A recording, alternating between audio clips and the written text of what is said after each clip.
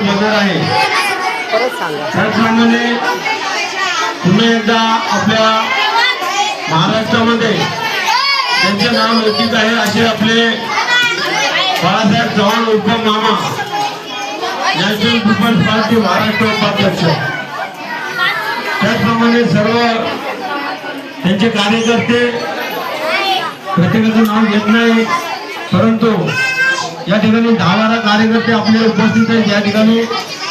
त्याचप्रमाणे बाळासाहेबांसोबतीचे काम करतात अशा महिला, त्यांचं देखील मला जास्तीत जास्त नाव माहिती नाही, पण तुझ्या महिला बाळासाहेबांसोबती काम करतात।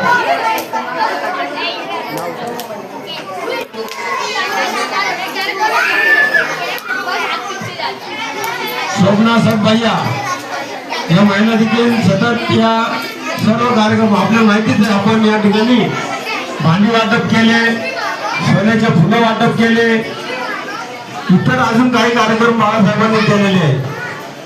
आपल्याला माहितीच आहे कोरोनाच्या काळामध्ये देखील जे रिक्षावाले होते, रिक्षावाल्यांचा व्यवसाय व्यवस्थित नव्हता, त्यांचा व्यवसाय बंद होता, त्यावेळी देखील बाळासाहेबांनी सर्वांच्या समक्ष सर्व कार्यकर्त्यांच्या मेळाव्यामध्ये सर्व रिक्षा धारकांना जवळजवळ 5-5 किलो धान्य दिलेले आहे।